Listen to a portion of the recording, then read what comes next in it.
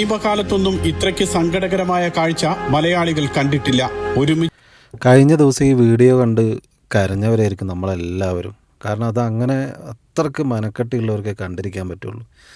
ഞാൻ ഇരിക്കുന്ന ആ കുട്ടികളുടെ ഉപ്പാൻ്റെ അവസ്ഥയാണ് ഇന്നലെ ഇങ്ങനെ ആലോചിച്ചത്. എന്തുമാത്രം വേദന അദ്ദേഹം സഹിച്ചു പിടിച്ചിട്ടുണ്ടാവും. 4 മക്കൾ, നമ്മളെടുത്ത് കൊഞ്ചിച്ച് വളർത്തിയ 4 മക്കളാണ് ഒരേ ദിവസം മരണപ്പെടുന്നത്, അതും ആക്സിഡൻറ്റിൽ. ഈ നമ്മൾ ജീവിച്ചിരിക്കുമ്പോൾ നമ്മളെ മക്കളെ ഖബറിലേക്ക് മണ്ണിടുന്നത്ര വേറൊരു പരീക്ഷണം വേറല്ല. ആ ഒരു പ്രയാസം എന്ന് പറയുന്നത് അത് നിസാര ഒരു കാര്യമല്ല. എത്രയും പെട്ടെന്ന് ആ കുടുംബത്തിന് അത് സഹിക്കാനുള്ള ധൈര്യവും അതിൽ നിന്ന് കടന്നു പോകാനും ആ കുടുംബത്തിന് എത്രയും പെട്ടെന്ന് പറ്റട്ടെ. നിങ്ങൾ ഈ 2026 2 ആക്സിഡൻറ്റുകൾ ഉണ്ടായിട്ടുണ്ട്. ഒന്ന് സൗദിയിൽ മദീനയിൽ പോകുന്ന വഴിക്കും, പിന്നെ ഈ ഒരു ആക്സിഡൻറ്റും. ഈ 2 ആക്സിഡൻറ്റും നടന്നത് രാത്രിയാണ്. രാത്രി ഒരു 12 മണിക്ക് ശേഷം 2 മണി 3 മണി ആ ഒരു സമയങ്ങളിലാണ് ഇവിടെ ആക്സിഡൻറ്റുകൾ നടക്കുന്നത്. ആ സമയത്ത് ആക്സിഡൻറ്റ് നടക്കാനുള്ള കാരണം എന്താ വെച്ച് കഴിഞ്ഞാൽ, ആ സമയത്ത് നമ്മൾ അറിയാതെ ഉറങ്ങിപ്പോകുന്നൊരു സമയമാണ്. ഇല്ലെങ്കിൽ നിങ്ങളൊരു പ്രൊഫഷണൽ ഡ്രൈവറായിരിക്കണം. അങ്ങനെയുള്ള ആൾക്കാർക്ക് ആ സമയം കൺട്രോൾ ചെയ്ത് മുമ്പോട്ട് പോകാൻ പറ്റും. അതല്ല, നിങ്ങളൊരു ഫാമിലി മാൻ ആണെങ്കിൽ നിങ്ങൾ ഡെയിലി ഉറങ്ങുന്ന ആ സമയത്ത് വണ്ടി ഓടിച്ചു കഴിഞ്ഞാൽ നിങ്ങൾ അറിയാതെ ഉറങ്ങിപ്പോവും. നമ്മളിപ്പോൾ ആക്സിഡൻ്റ് ആയിക്കഴിഞ്ഞ് കഴിഞ്ഞാൽ പെട്ടെന്ന് നമ്മളോട് ആൾക്കാർ വന്ന് ചോദിക്കും നിങ്ങൾ ഉറങ്ങിപ്പോയോ എന്ന്. പക്ഷെ നമ്മളത് ഒരിക്കലും സമ്മതിക്കില്ല. കാരണം എന്താ അറിയോ, നമ്മൾ അറിയാണ്ടാണ് ഉറങ്ങിപ്പോകുന്നത്. പ്രത്യേകിച്ച് ഇവിടുത്തെ റോഡുകൾ എന്ന് വെച്ച് കഴിഞ്ഞാൽ നമുക്ക് 1 മണിക്കൂർ കൊണ്ട് 100 കിലോമീറ്റർ വരെ നമുക്ക് കവർ ചെയ്യാൻ പറ്റും. അത്രയ്ക്ക് സ്പീഡിൽ നമുക്ക് വണ്ടി ഓടിക്കാം. 110, 160, 140 ഈ രീതിയിലുള്ള സ്പീഡിൽ നമുക്ക് വണ്ടി ഓടിക്കാം. അങ്ങനെയുള്ള റോഡുകളാണ്.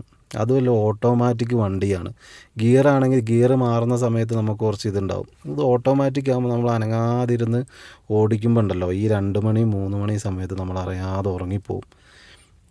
എൻ്റെ ഈ വീഡിയോ കാണുന്ന പ്രവാസി സുഹൃത്തുക്കളോട് എനിക്ക് പറയാനുള്ളത്, നിങ്ങൾ ടൂറ് പോകുന്ന സമയത്തൊക്കെ നിങ്ങൾ പരമാവധി ഒരു ഡ്രൈവറെ കൂട്ടാൻ നോക്കുക. ഇല്ലെങ്കിൽ നിങ്ങളൊരു ടാക്സി വിളിക്കുക. ഇല്ലെങ്കിൽ ഇങ്ങനെയുള്ള പാക്കേജുകളുണ്ട്. ഇവിടെ ഇപ്പോൾ ഉംറക്ക് പോകാനുള്ള പാക്കേജുകളുണ്ട്. എല്ലാം മലയാളീസ് തന്നെയാണ്. അവരെ കെയർ ഓഫിൽ കൊണ്ടുപോകുമ്പോൾ, അല്ലെങ്കിൽ നമ്മളൊരു ടാക്സി വിളിച്ച് പോകുമ്പോഴുള്ള ഗുണം എന്താ അറിയോ, നമ്മളെവിടെയെങ്കിലും പോയി കഴിഞ്ഞ് കഴിഞ്ഞാൽ എങ്ങോട്ട് പോയാലും ആ ഡ്രൈവർക്ക് ആ വണ്ടി കിടന്നുറങ്ങാം. തിരിച്ച് വന്നിട്ട് നമുക്കും ഉറങ്ങാൻ പറ്റും.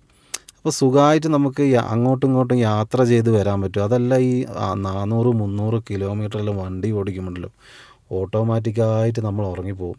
അറിയാതെ പ്രത്യേകിച്ച് രാത്രി 2 മണിക്കെല്ലാം അറിയാതെ നമ്മളെ കണ്ണടഞ്ഞു പോകും.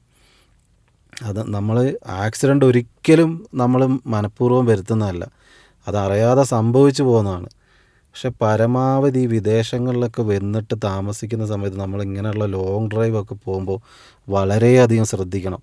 ഇപ്പം നമ്മളെ നാട്ടിലാണെങ്കിൽ ഒരു ആക്സിഡൻറ്റ് പറ്റിക്കഴിഞ്ഞാൽ ഒരിറ്റ് ജീവനുണ്ടെങ്കിൽ നമുക്ക് രക്ഷപ്പെടുത്താൻ പറ്റും. കാരണം നാട്ടിലെ ഹോസ്പിറ്റൽ ഫെസിലിറ്റി എന്ന് പറഞ്ഞാൽ അത്രയ്ക്ക് ടോപ്പാണ്. അത് വിദേശത്ത് താമസിക്കുന്ന ആൾക്കാർക്ക് മനസ്സിലാവും. കാരണം എന്തെങ്കിലും പറ്റിക്കഴിഞ്ഞാൽ എല്ലാവരും നാട്ടിൽ പോവുകയാണ്. കാരണം അവിടെ നല്ല ചികിത്സ കിട്ടുകയുള്ളൂ. ഇത് മറ്റുള്ള രാജ്യങ്ങളിൽ വന്ന് ഇങ്ങനെ പറ്റിക്കഴിയുമ്പോൾ നമുക്ക് ചിലപ്പോൾ ഒരു രക്ഷപ്പെടാനുള്ള ഒരു ചാൻസ് ഉണ്ടെങ്കിൽ അതുപോലും ഉണ്ടാവില്ല. അതുകൊണ്ട് എൻ്റെ സുഹൃത്തുക്കൾ പരമാവധി ശ്രദ്ധിക്കുക. നിങ്ങൾ ഒന്നില്ലെങ്കിൽ പാക്കേജ് എടുത്തിട്ടോ അല്ലെങ്കിൽ ടാക്സി വിളിച്ചിട്ടോ പോകാൻ ശ്രമിക്കുക. അല്ലാതെ സെൽഫ് ഡ്രൈവ് ചെയ്ത് ഫാമിലീനെയും കൊണ്ട് ഇങ്ങനെയുള്ള സ്ഥലങ്ങളിൽ ഇങ്ങനെയുള്ള ദൂരയാത്രകൾ പരമാവധി ഒഴിവാക്കുക.